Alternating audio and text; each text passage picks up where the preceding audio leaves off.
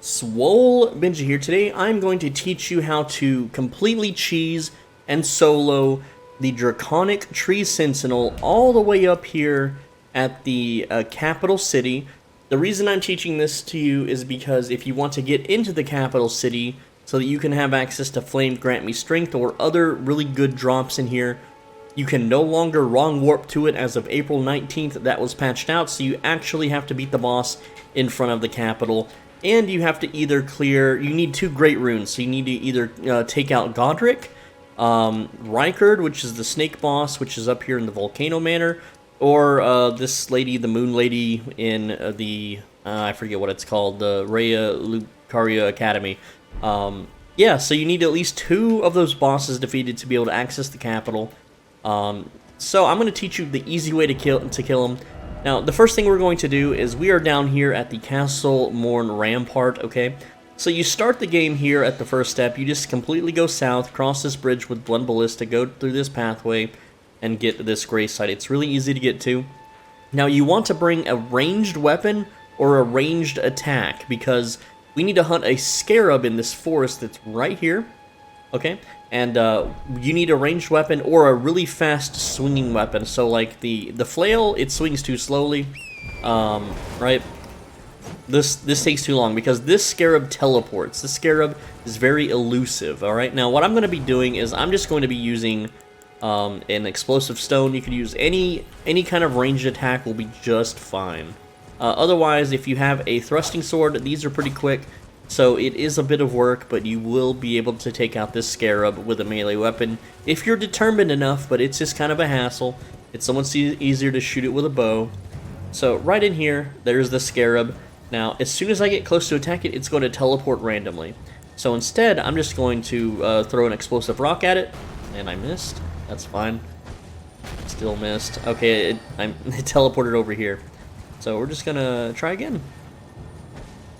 I am not a good throw. My character would not make it in the baseball leagues.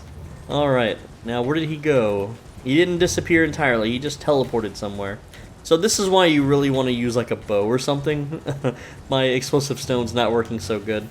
You know what? I'm actually going to switch to a glintstone scrap instead, and we'll try that. Because this thing will home in on the sucker, alright? So there we go, and oh, there we go, we hit him. Glintstone scrap is the way to go. Break these little suckers and then home in on them. There we go, we got them. Poison mist achieved. Alright. Now the next step, of course, is... Oh, I'm in combat. What? My map closed. I don't know what put me in combat. That's odd. So let me fix that. Now, the next thing we're going to do is we're going to go very far north to the royal capital. And we're going to go to the hero's grave, which I would love to get out of combat so I can show you on the map. I don't know why the game will let me access a map while in combat. Alright, let me just run past these walls so I can show you guys real quick. Man, what a... Oh, jeez. We'll just run back to the grace site. Why not? That'll do it. Come on, game, don't bug me out. Okay, we rested at the grace. This will allow us to open the map. And we're going to go right up here. If you want to know how to access the Great Lift, I have a video on my channel that explains how to do it. But essentially, I'm going to start from the outer wall Phantom Tree Grace. I'm going to go northeast through this road up here. And at this point, I'm going to go hard east. There's a little stairway that's going to lead me up here.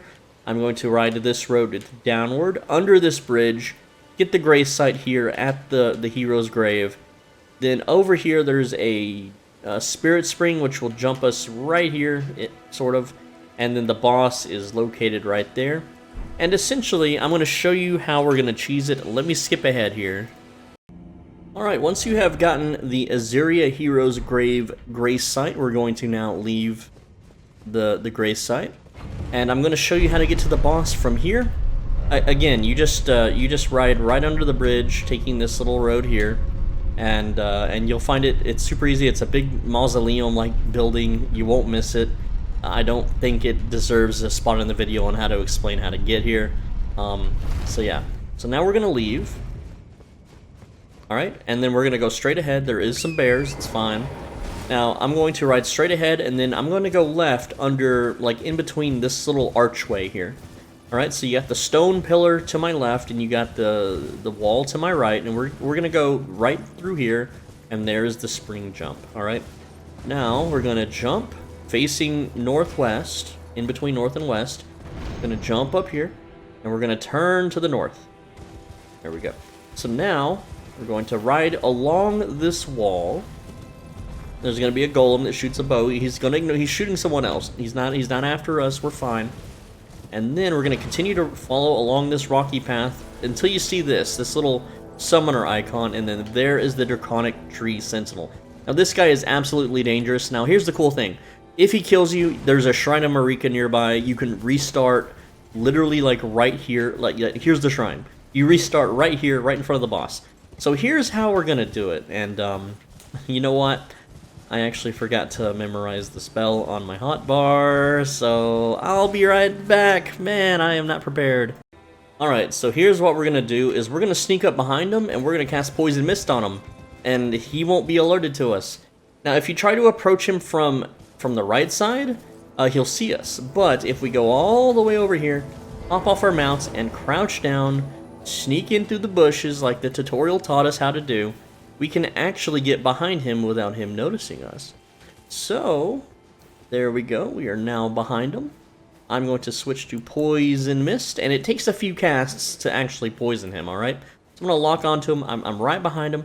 And now, this step, if you are a low-level character, like you're a brand new character, this actually takes about 10 to 15 minutes. You're going to want a lot of Cerulean Tier Flask charges for this, or a lot of mana, okay? So, I'm going to go ahead and do a charged cast of Poison Mist. I'm going to wait for the Poison Mist to kind of float in the air for a while, because it won't stack. And I'm going to cast it once again. And then this will inflict him with... Well, the first cast will inflict him with poison, I suppose. But later on, it takes up to 2 to 3 casts to get him poisoned.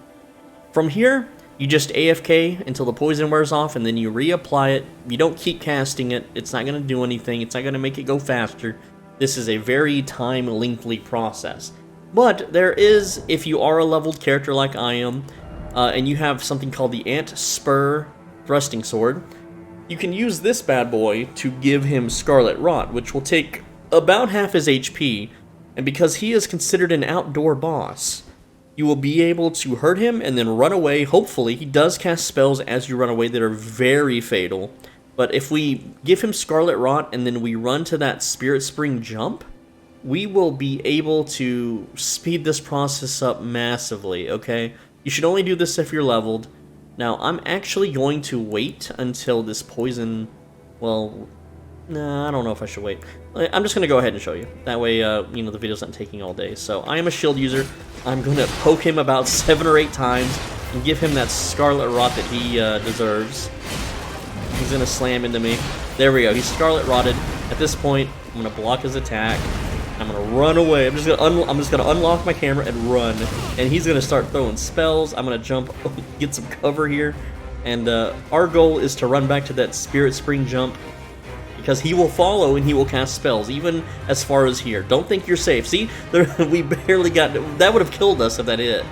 Alright, so now we're going to just kind of chill against the wall here. Flask up. He won't be able to shoot us with spells. We can see that the battle has ended. He's resetting now. His health bar is still taking damage. Now we can go back up, poison him, and poke him in the butt again. And we can rinse and repeat this. This is the faster way to cheese it. Okay? Otherwise, if you're a new character, you can't really risk getting any aggro at all from him. So you just have to sit behind him and slowly poison him for the next 10 to 15 minutes. And again, we're going to give him a wide little arc here so that he doesn't see us, because he's a blind boy. He didn't wear his glasses to work today. Okay? And then we're going to be sneaky once again through the bushes. He's Scarlet Rotted, as you can see. And you can stack Scarlet Rot and Poison, so that's what we're doing right now. Gonna swap over to our Fart Gas, give him the old lock-on.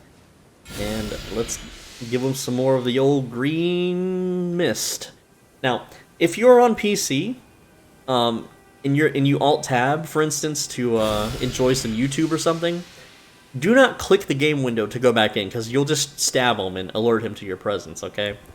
But in our case, I'm gonna go for the Scarlet Rod strat, and this could not pay, like, that cuts 7 minutes of waiting for poison to kill him, right? So let's go ahead. Oh, this could kill me. This could kill me. He just casted lightning something. Okay, I was blocking that. Again, very high-risk strategy here.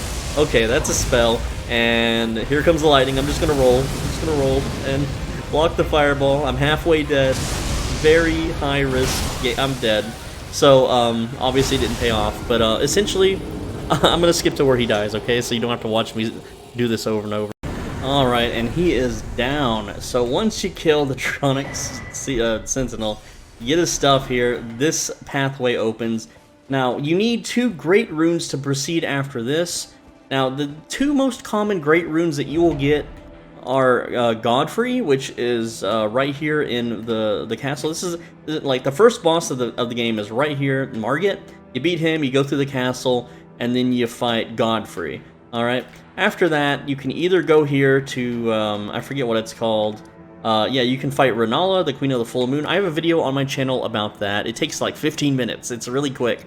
Or you can run through Volcano Manor, and you can fight Rykard, which you get the Serpent Hunter, and you can pretty much stun lock that boss to death as long as you have enough mana and RNG plays out for you. That's another 10 to 15 minute fight, but you just need 2 of them. You don't have to fight all 3, and then when you do, this little doorway right here will open, okay?